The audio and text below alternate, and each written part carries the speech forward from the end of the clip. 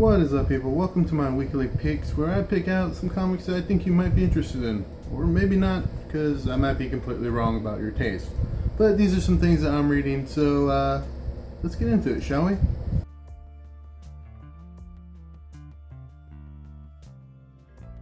Okay, first up this week is Batman number 43. And this is a continuing story of the new Batman, Jim Gordon, trying to get used to being, well, the new Batman.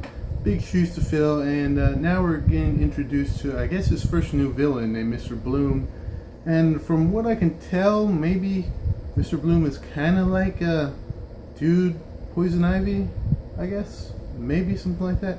He's giving out some seeds to some low-level criminals, and they're turning into superpowered people. So Batman, the new Batman, has a pretty big job to finish as his first big mission in Gotham.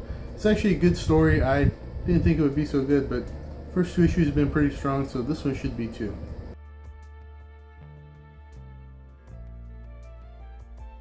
Next is Action Comics number 43, and this is Superman, depowered Superman, and he's, well, getting used to being depowered. You know, he's kind of reminds me of the Smallville Superman. For people who watch that show, I watched all 10 seasons, like 5 times, so I'm pretty knowledge in that, and it's kind of the same. His internal monologue is kind of the same thing, and he kind of has the same feel. And this is actually another good story too. I didn't think it would be so good. I'm actually surprised by the quality of it. Yeah, it's pretty good, so check this one out. I think you'll enjoy it because he's a little more aggressive. He's a little more he's not so uptight. He's not such a Boy Scout, and I think that's what people have an issue with.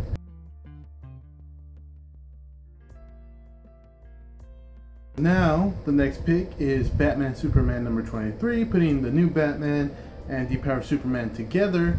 And this is another, it's not quite as strong as their two other comics I just said, but it's still good, and they're learning to trust each other. And it's good.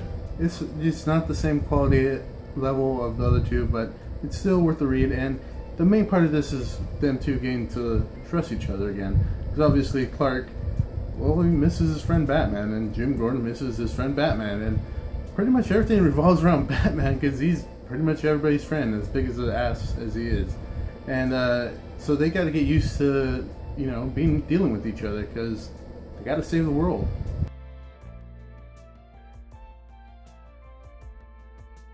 And the last Batman related thing this week, a lot of Batman this week.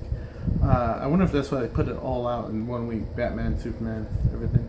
Anyways, last Batman related thing is Batman Beyond number 3, and this is the continuing adventures of Tim Drake as Batman of the future. And it's not as weird as you thought it would be.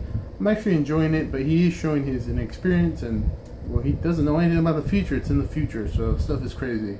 Brother Eye turned the whole Justice League into cyborgs, and well, they're really giving him an issue. And also Terry McGinnis's villains from his time also giving him an issue because they were kind of weird. So he's in for a good amount of trouble, but he's dealing with it the best he can, and I still like it. It's enjoyable.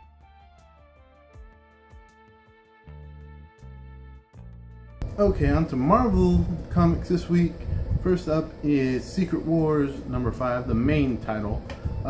Secret Wars number 5, and it's really good. The action is non-stop, story is non-stop. It's just always in your face, action, story, things happen. It's crazy. The last one, Doctor Strange died because Dr. Doom killed him. So much happened, so very, very much. It's so crazy. I really enjoying this. It's way better. I don't want to be that guy.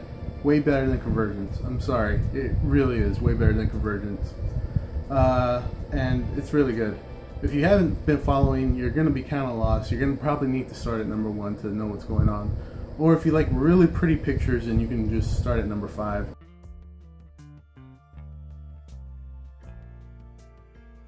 Okay, next we have Redskull number 2, Secret Wars tie-in, of course. And I reviewed number 1, which you can see above me. Probably here somewhere, maybe here, probably here, I'm thinking here.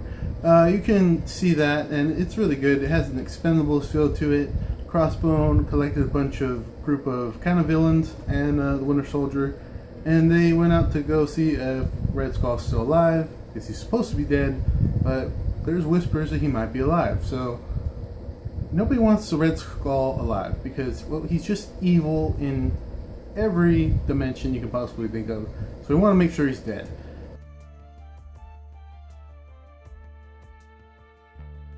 Some of my previous pick videos, then you know I'm a big fan of Captain America, which is originally why I picked this up, but it actually turns out it's a really good story. Dialogue between Cap and Doc Savage is really good, and they come across a lot of weird stuff, but dialogue between them is the main part of the story. It's really good, and I put it in the top 5 of Secret War tie-ins.